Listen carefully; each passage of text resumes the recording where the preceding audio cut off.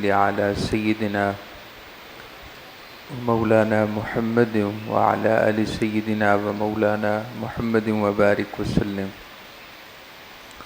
اعوذ باللہ من الشیطان الرجیم. بسم اللہ الرحمن الرحیم.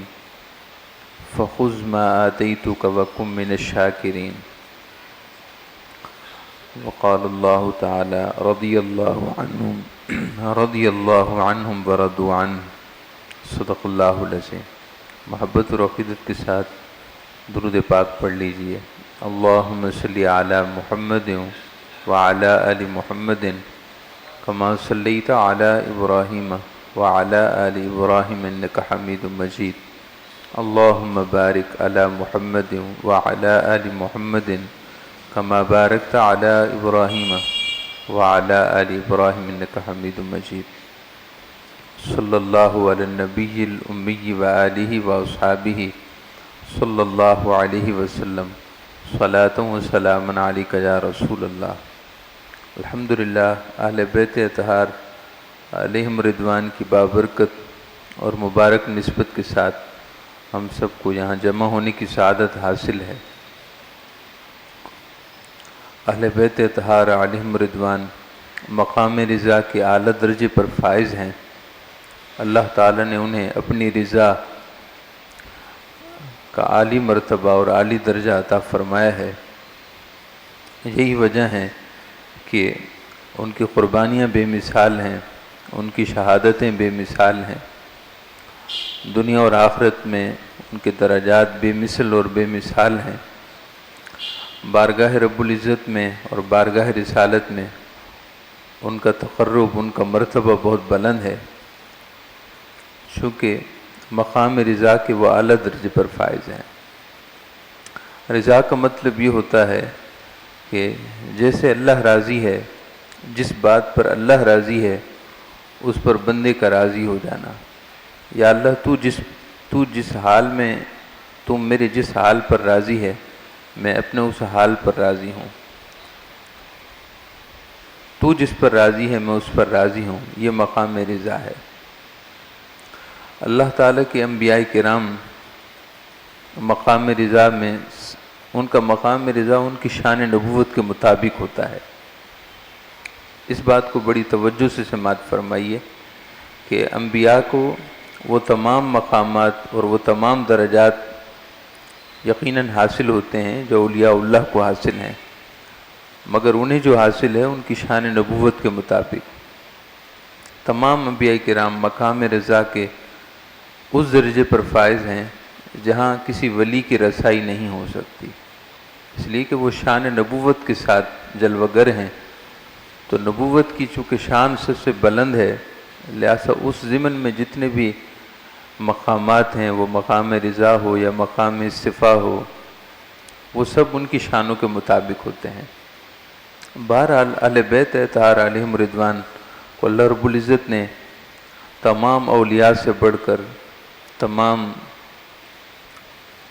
اقطاب سے بڑھ کر، تمام اغیاث سے بڑھ کر اللہ تعالیٰ نے سب سے بڑے درجے انہیں عطا کیے ہیں. بلکہ حقیقت یہ ہے کہ باب ولایت سیدنا علی مرتضیٰ شیر خدا رضی اللہ تعالیٰ عنہ کے دست مبارک میں ہے. جس کو ولایت ملتی ہے سیدنا علی مرتضیٰ شیر خدا رضی اللہ تعالیٰ عنہ کی اجازت سے، ان کی مہر سے اور ان کی توجہ سے ملتی ہے. تمام سلاسل میں ولایت کا فیضان جاری و ساری ہے. سیدنا حضور سیدی مولا کائنات سیدنا علی مرتضیٰ شیر خدا رضی اللہ تعالیٰ عنہ کی نسبت سے ہے. آج کے درس میں ہم اپنے مطابق، یعنی ہم عام لوگ ہیں تو ہم اپنی حیثیت کے مطابق سمجھیں گے کہ ہمیں اللہ تعالیٰ کی ذات کے ساتھ راضی ہونے اور رضا کا کون سا تعلق رکھنا چاہیے. سو ہم اپنی حیثیت کے مطابق بات کریں گے تاکہ ہمارے اندر جو خامی ہے ہم اس کی اصلاح کر سکیں.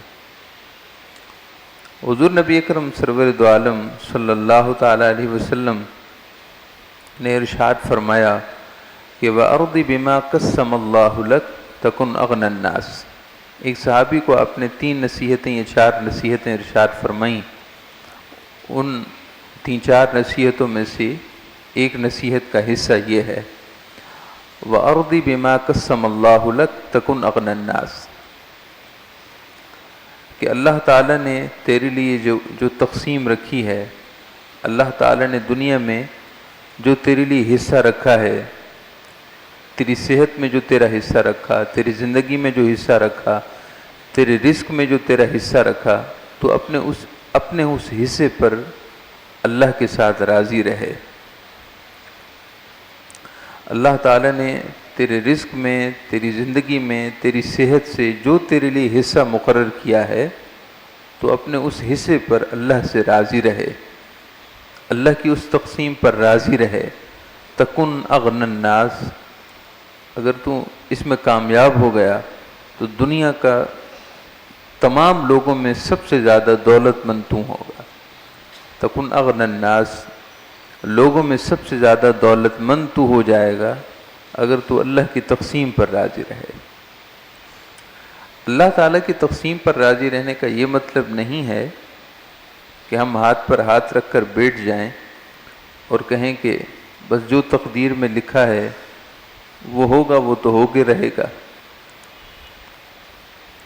اپنے آپ کو بالکل ایک جگہ اسٹل کر لینا اور اپنے آپ کو صرف ایک جگہ رکھ لینا کہ نہ میں محنت کروں گا، نہ کوشش کروں گا، نہ آگے جاؤں گا، نہ پیچھے جاؤں گا، نہ آگے بڑھوں گا، نہ پیچھے ہٹوں گا، بس جو اللہ کا فیصلہ ہے مجھے منظور ہے۔ ہرگز یہ نہیں ہے۔ یہ مقام رضا اللہ تعالیٰ کے اولیاء کی شان ہوتی ہے۔ جب وہ ایک خاص درجے پر پہنچتے ہیں تو پھر ان کے لیے اس حال سے گزرتے ہیں وہ، لہذا وہ اپنے ریسورس استعمال نہیں کرتے، اپنی طاقت کا استعمال نہیں کرتے، نہ ظاہری طاقت کا استعمال کرتے ہیں، نہ باطنی طاقت کا استعمال کرتے ہیں، چونکہ انہیں یہ معلوم ہو جاتا ہے کہ اللہ تعالیٰ کی تقدیر مبرم میں یہی ہے۔ اللہ تعالیٰ کی تقدیر مبرم میں، یعنی اس کی طرف سے یہ اٹل امر ہے، یہ اٹل فیصلہ ہے، سو پھر وہ اللہ کے حکم کے سامنے سرنگوں ہو جاتے ہیں، ظاہری باطنی کوئی طاقت استعمال نہیں کرتے۔ یہ ان کا مقام رضا ہوتا ہے۔ ہم عام بندوں کے لیے یہ ہے کہ ہم نے تو اللہ تعالیٰ کی تقدیر اور لوح محفوظ کو دیکھا ہی نہیں، ہماری آنکھ تو چند فرلانگ سے زیادہ دیکھ نہیں سکتی، لہذا ہمیں حکم یہ ہے کہ اپنی تمام کوشش کا استعمال کریں، جو اچھا سمجھتے ہیں اس کو حاصل کرنے کے لیے بھرپور کوشش کریں، بشرطے کہ جائز ہو، حلال ہو۔ جس چیز کو اپنے لیے زمینی حقائق میں بہتر سمجھیں اس کی طرف بڑھیں، اس کو حاصل کرنے کی بھرپور کوشش کریں، وہ دین کی بات ہو یا دنیا کی بات ہو۔ رزق حلال کی جستجو کی جائے، مکمل کوشش کی جائے۔ اب اس کے بعد جو کچھ ملا یا جو نہ ملا، اسے اللہ کی تقدیر سمجھتے ہوئے اس پر راضی رہنا، یہ عام لوگوں کی رضا بقضا ہے۔ وہ عام لوگوں کا اللہ تعالیٰ کی تقسیم پر راضی رہنا ہے۔ یعنی یہ نہ کہنا کہ کاش میں ایسا کرتا تو ایسا ہو جاتا، یہ والا جملہ پسندیدہ نہیں ہے۔ اس بچے کو بٹھا دیں ایک جگہ تاکہ سارے جو ہے نا بات سمجھ سکیں۔ درود پاک پڑھی، اللہم صلی وسلم وبارک علی سیدنا و مولانا محمد النبی الامی الحبیب العالی القدر العظیم الجاہ وعلی آلہ وصحبہ وبارک وسلم۔ یا لیتنی، اے کاش اگر ایسا میں کرتا تو ایسا ہو جاتا، یا اگر میں ایسا نہ کرتا تو ایسا نہ ہوتا۔ ان ساری چیزوں سے قطع نظر اپنی بھرپور کوشش کی، لیکن اس کے باوجود ایک چیز کو حاصل کرنے کی کوشش تھی، وہ حاصل نہیں ہو سکی، سو یہ اللہ کی تقدیر ہے۔ بندہ یا لیتنی میں نہ پڑے کہ ایسا ہو جاتا تو ایسا کر لیتا۔ جب اللہ نے یہی چاہا تھا تو پھر وہی ہوا جو اللہ نے چاہا تھا۔ البتہ آئندہ کے لیے کچھ کوشش کر سکتا ہو تو کرے، اس سے منع نہیں ہے، لیکن جو ماضی میں جو کچھ ہو چکا اس پر افسوس نہ کرے، اور جو کچھ اس سے ضائع ہو چکا اس پر افسردہ نہ ہو، بشرطے کہ اس کا کوئی گناہ نہ ہو۔ بعض دفعہ انسان سے گناہ ہو جاتا ہے تو گناہ کو اپنی طرف نسبت کرے کہ یہ مجھ سے کیوں ہوئے، یہ غلطیاں مجھ سے کیوں ہوئیں، یہ افسردگی ضروری ہے۔ ایسی اگر کوئی نیکی ہو گئی تو اس پر اللہ کی بارگاہ میں ہمیشہ شاکر رہے کہ اللہ کا شکر ہے کہ اللہ نے مجھے اس نیک کام کی توفیق دی، مگر اس نیکی کو اللہ کی طرف نسبت کرے کہ اللہ پاک نے مجھے یہ نیکی کی توفیق دی۔ تو دنیاوی معاملات میں کبھی یہ نہ سوچے کہ اگر ایسا ہوتا، ایسا کرتا تو ایسا ہو جاتا، اور ایسا نہ کرتا تو ایسا نہ ہوتا۔ اس طرح کی بات کو صحابہ کرام نے سختی سے منع کیا ہے۔ حضور نبی اکرم صلی اللہ علیہ وسلم نے ارشاد فرمائے کہ ذاق طعم الایمان من رضی باللہ ربا وبالاسلام دینا وبمحمد رسولا۔ ارشاد فرمائے کہ ایمان کا ذائقہ وہ شخص چکھ لیتا ہے جو اللہ کے رب ہونے پر راضی ہے، اللہ تعالیٰ کی ربوبیت پر راضی ہے کہ احکم حاکمیت اعلیٰ اسی کو حاصل ہے۔ حاکمیت اعلیٰ، ربوبیت صرف اللہ کی شان ہے۔ جو اللہ کے رب ہونے پر راضی ہے اس نے ایمان کا ذائقہ چکھا ہے، اور اللہ کے رب ہونے کو، اللہ کی ربوبیت کو تسلیم کرنے کا مطلب یہ ہے کہ سب کچھ اللہ کے دست قدرت میں ہے، سفید ہو یا سیاہ ہو، خشکی ہے یا تری ہے، زمین ہو یا آسمان ہو، دن ہو یا رات ہو، نفع ہو یا نقصان ہو، دھوپ ہو یا چھاؤں ہو، دکھ ہو یا سکھ ہو، سب کچھ اللہ کے ہاتھ میں ہے۔ جو اس بات کو یقین کر لے تو اس کا مطلب یہ ہے کہ اس نے اللہ کی ربوبیت کو مان لیا ہے، اللہ کی ربوبیت پر اسے یقین ہے۔ ارشاد فرمائے کہ ایمان کا ذائقہ وہ چکھتا ہے کہ من رضی باللہ ربا، جو اللہ کی ربوبیت پر راضی ہے۔ یعنی زبان سے یہ کہنا کہ میں اللہ کو رب مانتا ہوں، یہ زبانی اقرار ہے۔ حضور کے ارشاد گرامی کا مطلب یہ ہے کہ اللہ تعالیٰ کی ربوبیت اور حاکمیت کو دل سے مانو کہ جو وہ چاہتا ہے وہی ہوتا ہے، جو اللہ چاہتا ہے وہی ہوتا ہے۔ ہم چاہتے ضرور ہیں مگر ہوتا وہی ہے جو رب کی منشا ہوتی ہے، اور ہمیں اچھی چیز کو چاہنا چاہیے، یہ مستحب ہے، اس پر ہمیں ثواب ملتا ہے کہ جو اچھا راستہ ہے اس کو چاہیں، پسند کریں اور وہ اختیار کریں، اور جو ناپسندیدہ چیز ہے اس سے نفرت کریں، اس سے دور رہیں، مگر یہ یقین رکھیں کہ ہمارے چاہنے اور نہ چاہنے سے ہمیں ثواب، یہ سزا تو ملے گی، مگر ہوگا وہی جو رب چاہے گا۔ حدیث پاک مکمل سماعت کیجئے۔ ذاق طعم الایمان من رضی باللہ ربا، ایمان کا ذائقہ وہ خوش نصیب چکھتا ہے جو اللہ کے رب ہونے پر راضی ہے، وبالاسلام دینا، اور اسلام کے دین ہونے پر راضی ہے۔ اسلام کے دین ہونے پر راضی کا یہ مطلب ہے کہ اسلام نے اور دین نے جس چیز کو حلال ٹھہرایا ہے اس پر خوش ہو اور اس پر راضی رہے کہ یہ حلال ہے، اور اسلام نے حلال ٹھہرایا تو میں دل سے مانتا ہوں۔ اور اسلام نے جس چیز کو حرام ٹھہرایا ہے کہ یہ منع ہے، حرام ہے، کاروبار میں غلط ہے، حرام ہے، یہ کھانے پینے کی چیزوں میں حرام ہے، یا گفتگو اور لین دین میں یہ شریعت نے اس سے منع کیا ہے، تو بس اس منع ہونے پر، ممنوع ہونے پر دل سے راضی ہو، دل پر بوجھ نہ بنے کہ شریعت نے اس کو حرام کیسے کر دیا، یہ اس چیز کو حلال کیا ہے تو حلال کیسے کر دیا۔ جب اسلام اور شریعت نے کہہ دیا کہ حلال ہے تو دل سے حلال مانے اور خوش ہو، راضی ہو، اور حرام ٹھہرایا ہے تو دل سے اس کی ممانعت کو تسلیم کرے کہ میں اس پر خوش ہوں کہ شریعت نے اسے روکا ہے۔ اس بات کو اگر آپ مزید کھول کر سمجھنا چاہیں تو مزید بھی ہم اس کو اور زیادہ سمجھ سکتے ہیں۔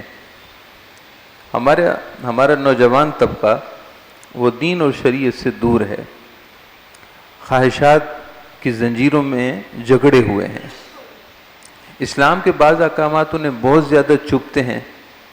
جب انہیں دین کی کوئی بات بتائی جاتی ہے جو قرآن کی نص یا حدیث سے ثابت ہے، یعنی اس میں کوئی علماء کے اختلاف رائے بھی نہیں، کوئی اجتہادی مسئلہ نہیں ہے، نص قرآنی اور نص حدیث سے ثابت ہے، تو بعض دفعہ ان کے چہرے بگڑ جاتے ہیں، دل میں عجیب و غریب احساس پیدا ہوتا ہے کہ یہ کیسا حکم ہے۔ ایسے لوگ کبھی بھی ایمان کا ذائقہ نہیں چکھ پاتے۔ حضور نے فرمایا ایمان کا ذائقہ وہ چکھے گا جو وَبِالْإِسْلَامِ دِينًا، اسلام کے دین ہونے پر راضی ہو، اسلام کے جملہ احکامات کو بطور دین ہونے میں دل و جان سے تسلیم کرتا ہو، وَبِمُحَمَّدٍ رَسُولًا، اور ایمان کا ذائقہ وہ چکھ لیتا ہے جو حضرت محمد مصطفیٰ نبی آخر الزماں صلی اللہ علیہ وسلم کے رسول ہونے پر راضی ہو۔ حضرت سیدہ رابعہ بصریہ رضی اللہ تعالیٰ عنہ سے کسی نے پوچھا متی یکون العبد راضیا، کہ اللہ کے بندے کو یا بندی کو اللہ کی رضا کیسے ملتی ہے؟ متی یکون العبد راضیا، اللہ کے بندے کو یا بندی کو اللہ کی رضا کیسے ملتی ہے، اللہ کی رضا کی نعمت کیسے ملتی ہے؟ آپ نے فرمایا کہ یہ کوئی آسان بات نہیں ہے۔ رضا کا ایک کامل درجہ یہ ہے کہ بندہ اللہ تعالیٰ کے ساتھ اللہ تعالیٰ کی رحمت اور اللہ تعالیٰ کے کریم ہونے پر ایسا یقین کر لے۔ اس بات کو ذرا آپ سمجھیے گا۔ رابعہ بصریہ فرماتی ہیں کہ بندے یا بندی کا اللہ تعالیٰ کے ساتھ ایسا تعلق ہو جائے، اللہ تعالیٰ کے کریم ہونے کو اس طرح یقین کرتا ہو کہ جیسے اسے نعمت خوشی پہنچاتی ہو، خدا نخواستہ اگر کسی وقت تکلیف، کرب یا پریشانی سے گزرے اس وقت بھی وہ خوش ہو۔ دونوں حالتوں میں اللہ تعالیٰ کے ساتھ تعلق اس کا مساوی ہو، یعنی وہ پریشانی اس کو فزیکلی پریشان تو کرے مگر اس کا ایمان اسی طرح کامل رہے کہ جب نعمت مل رہی تھی تو بھی اللہ سے تعلق اسی طرح بحال تھا، اور خدا نخواستہ کرب اور تکلیف سے گزرا ہے تو بھی اللہ تعالیٰ کے ساتھ بندگی کا تعلق اسی طرح قائم ہے۔ شکوے کی دراڑ نہ پڑے، بیچ میں شکوے کی دراڑ نہ پڑے، یعنی جب نعمتیں تھیں تو اللہ تعالیٰ کو شکر کرتا تھا، اور خدا نخواستہ تکلیف اور کرب میں پڑا ہے تو اب شکوہ اور شکایت پر اتر آیا ہے، ایسا نہ ہو۔ نعمتوں میں بھی اپنے رب کے ساتھ تعلق بحال رہے، اور تکلیفوں میں بھی اپنے رب کے ساتھ تعلق اسی طرح بحال رہے، تعلق میں کوئی کمزوری نہ آئے۔ آپ کے جو کلمات اور الفاظ ہیں وہ آپ سن لیں۔ آپ فرماتی ہیں کہ اذا سرتہ المصیبہ کما سرتہ النعمہ، جیسا کہ نعمت خوشی پہنچاتی ہے، تکلیف بھی اگر خوشی پہنچائے کہ تعلق بحال رہے۔ تو ارشاد فرمائے کہ یہ بندے یا بندی کا اللہ سے راضی ہونا ہے۔ اللہ تعالیٰ سے راضی ہو جانا بہت بڑی شان ہے،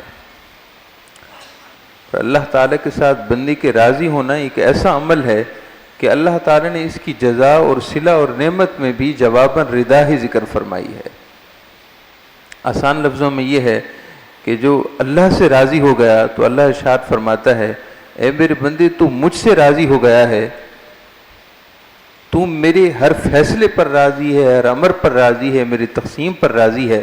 اے میرے بندے جب تو مجھ سے راضی ہے، ہم تجھ سے اتنا خوش ہوئے ہیں کہ جو تو نے ہماری بارگاہ میں پیش کیا ہے ہم اپنی بارگاہ سے بھی تجھے وہی عطا فرمائیں گے، یعنی تو ہم سے راضی ہے تو ہم تجھ سے راضی ہوں گے، تو ہم سے راضی ہے تو ہم تجھ سے راضی ہوں گے، یعنی تجھے آخرت میں جو کچھ تو طلب کرے گا ہم وہ سب کچھ تجھے عطا کر دیں گے، اس لیے کہ تو دنیا میں ہم سے راضی تھا، آخرت میں ہم تجھ سے راضی ہوں گے۔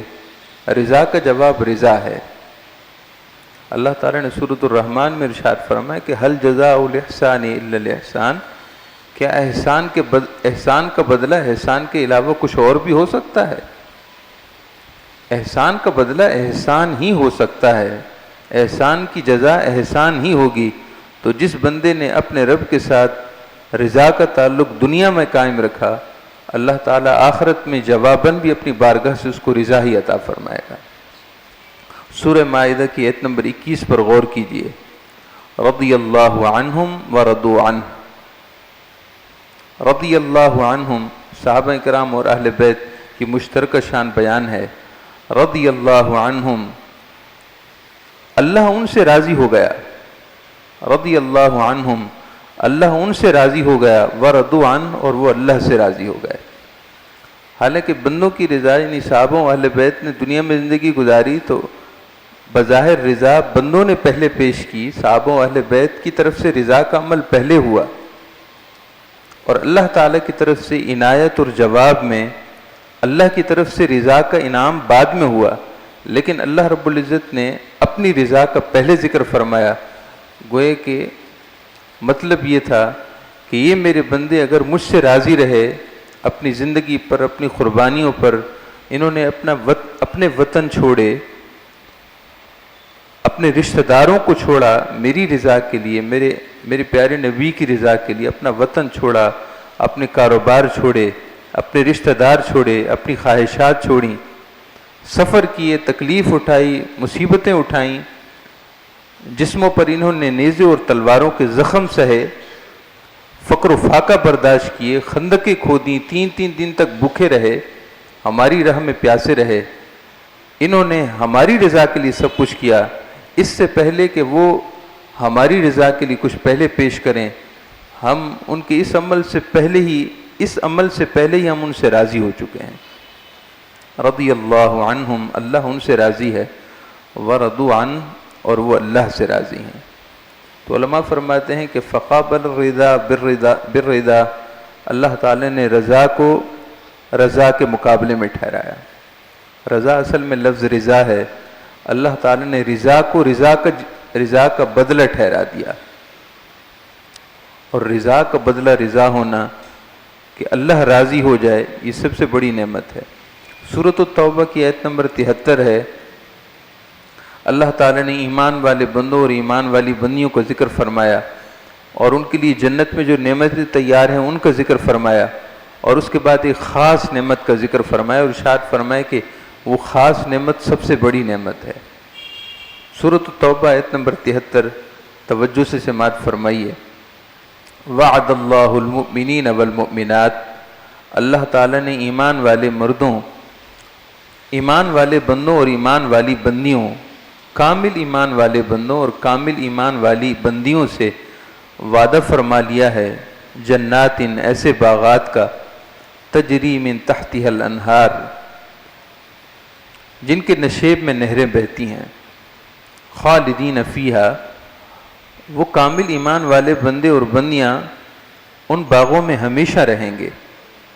وَمَسَاكِنَ طَيِّبَةً فِي جَنَّاتِ عَدْنٍ، اور جنتوں میں جو سب سے اعلیٰ جنت ہے، جنت عدن، جنات عدن، اللہ تعالیٰ نے اس جنت عدن میں ان کے لیے پاکیزہ شان والی رہائش گاہوں کا وعدہ فرما لیا ہے۔ مساکن طیبتاً، ان کے لیے عالی شان رہائش گاہیں ہوں گی، فی جنات عدن، جنات عدن میں۔ ان نعمتوں کا ذکر فرمانے کے بعد جو بہت بڑی نعمتیں ہیں، جنت عدن بڑی نعمت ہے، اور پھر ہمیشہ ان باغات میں رہنا بڑی نعمت ہے۔ اللہ تعالیٰ نے ارشاد فرمایا وَرِضْوَانٌ مِّنَ اللَّهِ اکبر، لیکن جو اللہ ان سے راضی ہو چکا ہے، یہ نعمت سب نعمتوں سے بڑی نعمت ہے۔ یہ ساری نعمتیں جنات عدن اور انہار تجری من تحتی الانہار اپنی جگہ ہے، لیکن وَرِضْوَانٌ مِّنَ اللَّهِ اکبر، اللہ کا ان سے راضی ہو جانا یہ سب سے بڑی نعمت ہے۔ ذالک هو الفوز العظیم، یہ بڑی کامیابی ہے، یہ بڑی کامیابی ہے کہ انہوں نے اللہ کی رضا کو پا لیا ہے۔ حضرت سیدنا یحییٰ بن معاذ الرازی اولیاء کاملین میں سے گزرے ہیں، مقربین صالحین میں سے، اور معرفت اور کشف کے آپ کو بڑے درجے حاصل ہیں، اور آپ کے بڑے اقوال ہیں۔ آپ فرماتے ہیں کہ آپ سے پوچھا گیا کہ حضور یہ ارشاد فرمائی کہ مقام رضا پر بندہ کیسے پہنچتا ہے؟ ارشاد فرمائے کہ 4 باتوں کی وجہ سے، جس کی زندگی کا اوڑھنا بچھونا 4 باتیں ہو جائیں، یعنی 4 چیزوں پر اس کا عمل ہو جائے، وہ اللہ تعالیٰ کی اس رضا، مقام رضا جو شان بیان ہو رہی، اس درجے کو پا لیتا ہے کہ وہ اپنے رب سے یوں 4 باتوں کا عہد کر لے، اپنے رب کریم سے 4 باتوں کا عہد کر لے اور عرض کرے ان اعطیتنی قبلت، اے میرے رب، اے میرے مالک، تو ہی میرا سب کچھ ہے، اگر تو مجھے دے دے گا تو میں قبول کرنے کے لیے حاضر ہوں، اگر تو مجھے کوئی نعمت دیتا ہے، ان اعطیتنی قبلت، تو بندہ ہوں میں اس کو قبول کرنے کے لیے فقیر ہوں، منگتا ہوں، تیرے حضور کھڑا ہوں، تو نعمت اور میری طلب کردہ چیز عطا فرما دے گا تو میرا دامن تیرے سامنے پھیلا ہوا ہے۔ ان اعطیتنی قبلت، اگر تو مجھے میری طلب کردہ چیز دے دے تو میں حاضر ہوں قبول کرنے کے لیے۔ ان منعتنی رضیت، اور تیری حکمت کا تقاضا یہ ہے کہ تو مجھے نہیں دیتا تو اس پر بھی میں راضی ہوں، اس لیے کہ میری چاہت سے بڑھ کر تیری چاہت ہے، میری حکمت تدبیر سے بڑھ کر تیری تدبیر ہے، ہو سکتا ہے جس کو میں چاہ رہا ہوں وہ میرے لیے بہتر ہی نہ ہو۔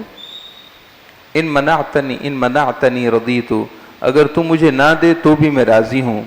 ان ترکتنی عبدت، اے اللہ اگر تو مجھ سے بے نیازی کا تعلق کر، اگر تو میری طرف توجہ ناز نہ کر اور میری طرف سے توجہ ناز ہٹا لے، عبدت، تو میں تب بھی تیرے حضور بندگی کے لیے حاضر ہوں، تیری بارگاہ اور تیرے در سے میں کہیں جانے والا نہیں ہوں۔ ان دعوتنی اجبت، اور اگر تو مجھے بلا لے تو میں تو کھڑا ہی ویسے ہوں تو میں تیرے حضور گر پڑوں گا۔ حضرت سیدنا جہجہ بن معاذ الرازی فرماتے ہیں یہ ہے مقام رضا، یعنی اللہ کے حضور اپنے آپ کو گرا دو، اللہ کی بارگاہ میں اپنے آپ کو جھکا دو، ریزہ ریزہ کر لو، پانی پانی کر لو، راکھ کا ڈھیر ہو جاؤ اور عرض کرو کہ اللہ تو میرا آقا ہے، مالک ہے، میں تیرا بندہ ہوں۔ بندہ اور یہ کہے کہ کیوں نہیں دیا یا کیوں دیا، بندے سے یہ نہیں چاہیے۔ بندے کا مطلب ہے کہ بندگی کا اظہار۔ ان اعطیتنی قبلت، اگر تو مجھے دے دے تو قبول کرنے کے لیے حاضر ہوں۔ ان منعتنی رضیت، اگر نہ دے تیری حکمت یہ ہو کہ مجھے نہ ملے تو بھی میں راضی ہوں۔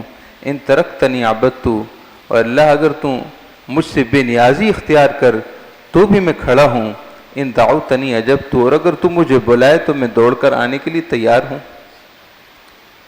حضرت عبد الواحد ابن زید کہتے ہیں کہ تم عام بندوں کو کیا سمجھ میں آئے کہ اللہ کی رضا میں کتنا مزہ ہے، اللہ کو راضی کرنے، اللہ کی رضا کی شراب رضا میں کیا ذائقہ ہے، کیا لذت ہے، اس میں کیا کیف و مستی ہے، تم کیا جانو؟ تم سمجھ رہے ہو کہ جنت وہ ہے جہاں نعمتیں ہیں، اصل تو جنت یہ ہے کہ رب راضی رہے۔ الرضا باب اللہ الاعظم وجنت الدنیا، ارشاد فرمائے کہ رضا اللہ کے دروازوں میں سب سے بڑا دروازہ ہے۔ اللہ کے دروازوں میں یعنی اللہ تک پہنچنے کے دروازوں میں سب سے اعظم اور بڑا دروازہ وہ باب رضا ہے۔ وجنت الدنیا، اور آخرت کی جنت تو اپنی جگہ ہے، اگر دنیا میں جنت کا مزہ چاہتے ہو تو پھر اللہ تعالیٰ کے ساتھ رضا کا تعلق قائم رکھو۔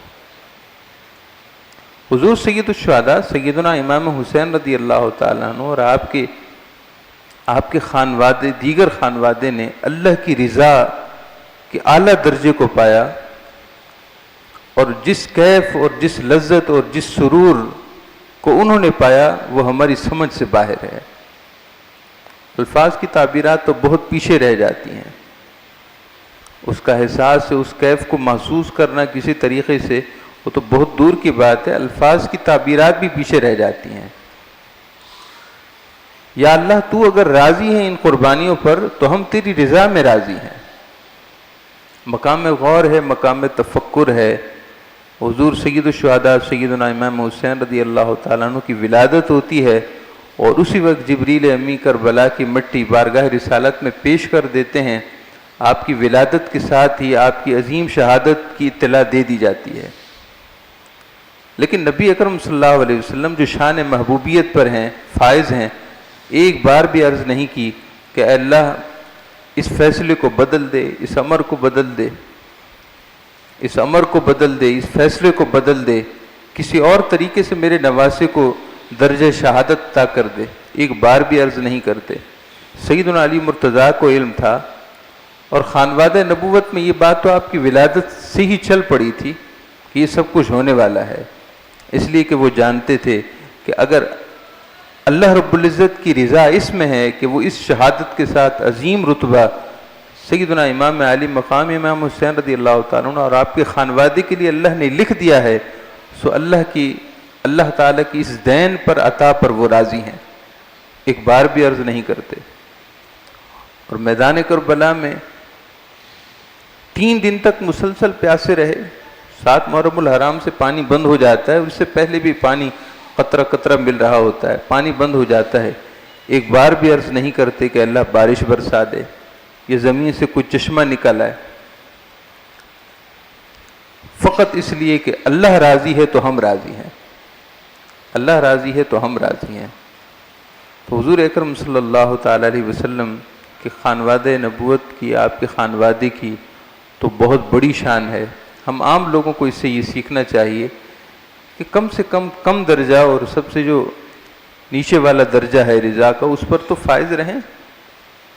وَأَرْضِ بِمَا قَسَّمَ اللَّهُ لَكَ تَكُنْ أَغْنَى النَّاسِ، کبھی یہ نہ کہا کریں کہ اللہ تو نے مجھے رزق زیادہ کیوں نہیں دیا اور اس کو زیادہ کیوں دیا ہے، یا میں ہمیشہ بیمار ہی کیوں رہتا ہوں، اے اللہ تو نے میری قسمت میں بیماری ہی لکھ دی ہے، معاذ اللہ استغفر اللہ۔ نہایت گھٹیا بات ہے، بہت گری ہوئی بات ہے کہ بندہ ہو کر اللہ سے عرض کرتا ہے گویا کہ اللہ کی تقسیم پر معترض ہے۔ یہ کہنا، اللہ کو کہنا، اللہ کی بارگاہ میں یہ کہنا گویا کہ اللہ کی تقسیم پر معترض ہو رہا ہے کہ اللہ تو نے صحیح فیصلے نہیں کیے، معاذ اللہ۔ تیرے لیے جو کچھ لکھا ہے وہ تیرے لیے بہتر ہے، اور جو اس کے لیے لکھا ہے وہ اس کے لیے بہتر ہے، جو کچھ تجھے عطا کیا وہ اتنا ہی تیرے لیے بہتر ہے، اور جو کچھ اسے عطا کیا وہ اس کے لیے اتنا بہتر ہے۔ ہمیشہ اللہ تعالیٰ کی نعمتوں پر نظر رہنی چاہیے، اور جو چیزیں ہمارے پاس نہیں، اگر وہ ہمارے لیے جائز اور حلال ہیں تو اس کے حصول کی بھرپور کوشش کریں۔ ایسا نہیں کہ کوشش نہ کی جائے، کوشش جائز چیز کے لیے جائز ہے اور کوشش کرنی چاہیے، مگر بڑی کوشش بھرپور لگن کے بعد جو کچھ حاصل ہو تو اس پر افسوس نہ کرے کہ اگر ایسا کرتا تو ایسا ہو جاتا، ایسا نہ کرتا تو ایسا نہ ہوتا، یہ نہ کہے۔ آخر میں ایک صحابی کا قول آپ سن لیں اسی بات پر۔ وہ صحابی رسول ارشاد فرماتے ہیں، حضرت سیدنا عبداللہ ابن مسعود ارشاد فرمایا کرتے تھے، صحابی رسول عبداللہ ابن مسعود، آپ فرماتے ہیں کہ میں انگارے کو چھوؤں، میں کسی انگارے کو ہاتھ لگاؤں، جمرتن احرقت ما احرقت، وہ انگارہ مجھے جتنا بھی نقصان پہنچائے یا مجھے زیادہ نقصان نہ پہنچائے،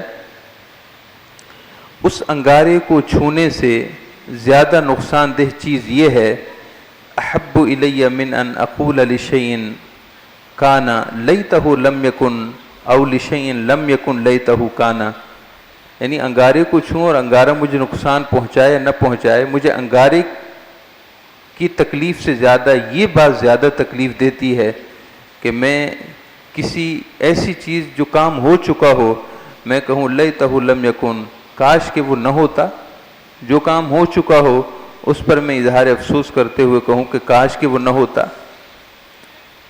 یہ جو چیز نہیں ہوئی میں نہیں کر سکا اور اس کے بارے میں کہوں لیتہ کانا، کاش کہ وہ ہو جاتی۔ پھر وہی بات ہے کہ گناہ ہوا ہو تو افسوس ہونا چاہیے، نیکی ہو تو شکر ہو، لیکن ایک مباح کام تھا، اس میں اللہ کی رضا یا ناراضگی والا معاملہ نہیں تھا، کوئی مباح دنیا کا کام تھا اور وہ ہو گیا اور اس پر ہم کہیں کہ کیوں نہ ہو، کاش کہ نہ ہوتا، یا نہیں ہوا اور اس پر ہم کہیں کہ کاش کہ ہو جاتا۔ فرماتے ہیں یہ اچھی بات نہیں ہے، یہ انگارہ اور آگ جتنی تک نقصان دہ اس سے زیادہ نقصان دہ بات ہے۔ اللہ تعالی ہم سب کو دونوں جہانوں کی برکات نصیب فرمائے، اللہ تعالی ہمیشہ اپنی تقسیم پر راضی رہنے اور اپنی تقدیر پر راضی رہنے کی توفیق عطا فرمائے۔ صلاۃ و سلام علیہ۔